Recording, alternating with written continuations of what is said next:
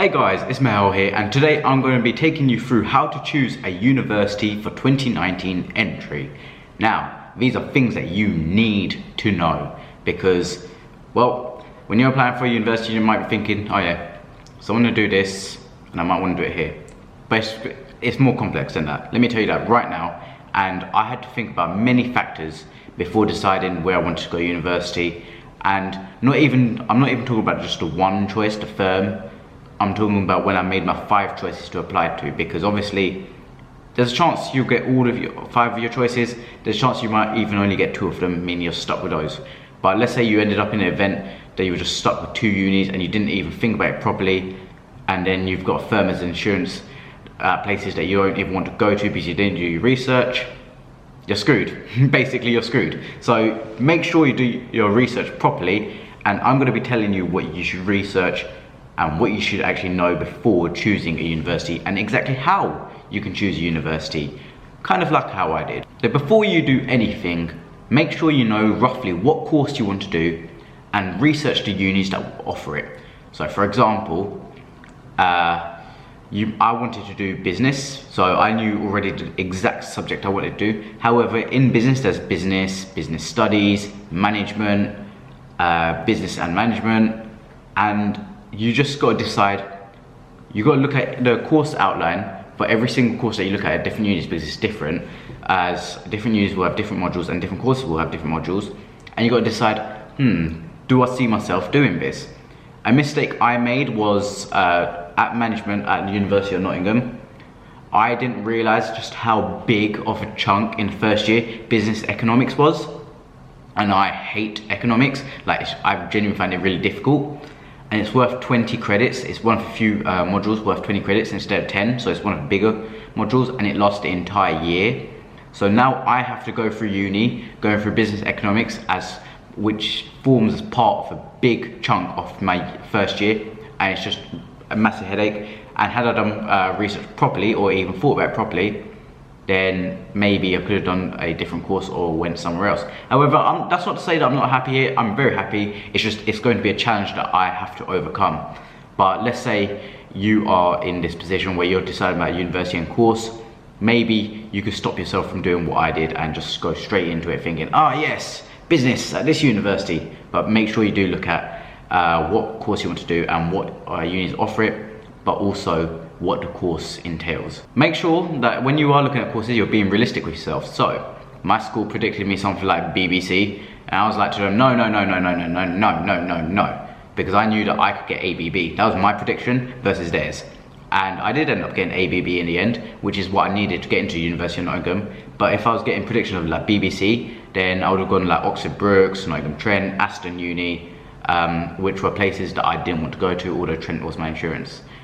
But at the same time, let's say for example my school stopped me with those predictions and then I did end up getting ABB, I would still not have gone to the course that I'm on now, because it was so popular that it wasn't on clearing, it was on adjustment, and they wanted AAA. So talk to your school, convince them, like if you genuinely believe that you can do better than their predictions, tell them, look, I'm going to do better. You are jeopardizing my future because I may not get into a course when in fact I will actually get grades.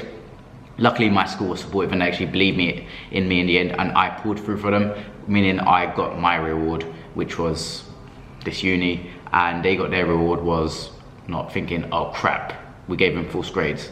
Because yes, whilst they might have been a bit false at the time, I actually ended up pulling through, so in the end they weren't false. Once you narrow down your universities into 5, some people do 10 and then decide 5 and then 2. But let's say you get your 5 different universities. Go and visit them. This is something I didn't do. I actually did not visit any universities. And there's a mistake. People are like, what are you doing, Mahel? Because I relied on YouTube videos of campus tours. But not everyone can actually visit. For example, if you're an international student, you're not going to get a £1,000 flight to a university just to see around it when you got a YouTube video. So just make sure you can visit your universities to get a feel of them if possible. And if not the end of the world, because in the end I realized that University Park and Jubilee campus are actually beautiful. My gym, the one that I go to, is based on University Park, and my course is actually based on Jubilee, and I'm close to Jubilee. But then I'm on both campuses a lot, and both of them are luckily beautiful, and luckily I actually like them both. So sweet escape by not visiting, but don't do what I did. Actually go and visit your different universities so you can get a feel for them, and because it's going to be the place that you're going to be at for the next 3 years minimum. Unless you're doing a foundation course and then just dropping out, which is 1 year, but 3 years minimum for most people.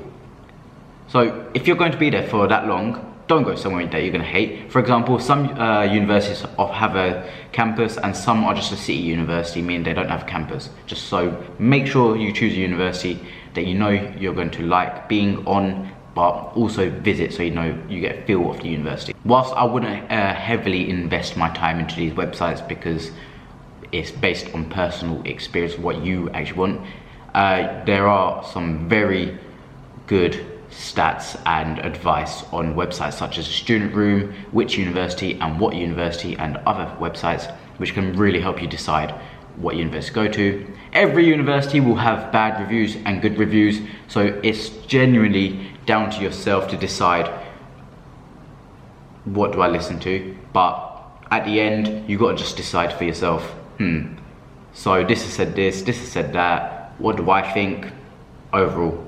But like, you got put your judgment first and then use these websites as aids to help your decision. You need to consider how prestigious the university is, because for example, let's say you're doing law, then firms will recruit from top universities.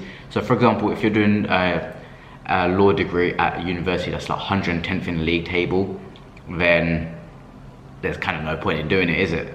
Like, you've genuinely, okay, I know I say go to a university that you see yourself being at and you're going to enjoy, but at the same time, you also have to go somewhere where it's going to be worthwhile. Otherwise, you might just do an apprenticeship, a degree in apprenticeship, go into training, etc. There's no point in you doing your degree for £9,250 a year. Not only should you consider the prestigiousness of the university, you should also consider types of accommodation at different universities. So for example, when I was looking at Uni of Manchester, whilst it is a very good uni and some would even say it's better than Nottingham, one, the student area is in one of the most crime populated areas of Manchester, which put me off, and two, the rooms didn't look too nice, especially compared to what I have here. Like I said, I've got an empty study room that I'm in right now, and my room is a double bed ensuite, and I'm only paying 5.8k a year for it.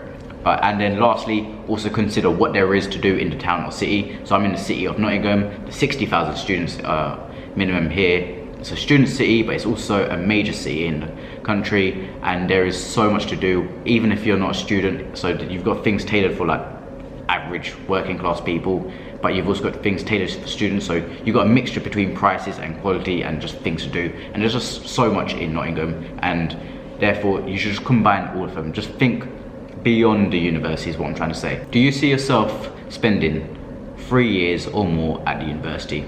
Some people hate university on their first day and drop out by week 1. Some people will get 2 years in and think, oh, maybe this wasn't for me, and then drop out. Others may realize, oh, you know what, although I didn't like it at first, I love it here. And so far I am actually loving the University of Nottingham because things are going well for me. I mean, there's been a few ups and downs, but mainly it's on the up. And you will have downs at university. Like I said, I'm only in like week 2 and I've already had some downs, quite some major ones, but on the overall it's up. So all is good, but make sure you see yourself being at that university for a minimum of 3 years, because that's how long most courses are. Don't be that person that just goes on to like different rankings for like QS World Ranking, Complete University Guide, Guardian, Times, etc. and just looks at where universities place. Different rankings will say different things. For example, in one ranking, the Uni of Lancaster, for example, may be in the top 15, whereas in another ranking table, Lancaster will be nowhere to see. What does this say about the university? Not much, because you might be thinking on one table, oh, you know what, Lancaster is such a good uni, and then another one shows it's not so high up, and you're like thinking, oh, Lancaster's not such a good uni. But the tables don't reflect unis themselves, because yes, they're an indicator somewhat, but at the same time, you got to decide for yourself whether the university is for you and what the general consensus is. So for example, ex-poly unis are seen as really poor in comparison to Russell Group and Oxbridge, but some ex-polys are actually on the rise. But even though they're on the rise, they still have that stigma around them that because they're ex-poly, they're bad. So just like I said, go and visit uni, do your research, and pick something that works for you, but also will give you good graduate prospects. Like I said, you don't want to do a law degree for £9,250 a year at a rubbish university and then come out of your degree with no job. Like, it's the honest truth. Lastly, make sure you consult with other people. Don't do this on your own, because my brothers were saying to me, oh, Mahel, you should do it in London. Okay, I took their advice into consideration, but then I realised, you know what? London's not the place for me to study for undergrad. It will be for postgrad, but not undergrad. And therefore, I did talk my options through with other people as well, because I was thinking Midlands. So I applied for the University of Nottingham, Nottingham Trent University, University of Bristol, University of Leeds, which is north, and University of Sheffield, that's it. And none of them are in the south. I mean, Bristol's in like the southwest. Other than that though, they're all like Midlands or north. And whilst it was completely different to what my brothers were saying, other people were saying, you know what, Mahel, maybe this is for you. And it just, when you're thinking, you're not just thinking with your own decision. Like, yes, it is your decision at the end of the day, but you need to be able to think with advice from other people. Don't keep it to yourself. It's quite a stressful process. So, because you're going to be spending, like I said, minimum 3 years there, so you don't want to end up picking somewhere without any help, because you might be thinking, oh my god, I want to go here, but this offers that, this offers that, this is too far, I don't know what I'm doing. But if you talk it through with someone, they will be able to help you. But at the end of the day, remember, it is your decision. So if someone tells you don't go to Birmingham University, but you want to go to Birmingham, go to Birmingham. That is it for the video, guys. I hope you did enjoy it. There's going to be so many more UCAS university videos for 2019.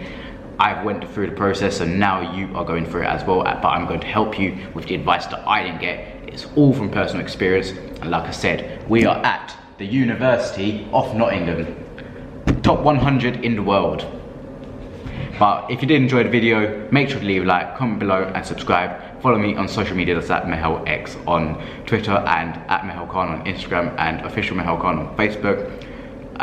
You can look at my flatmate who is here. He's trying to interrupt my outro, but this has been it, guys, and I'll see you in the next one. Peace.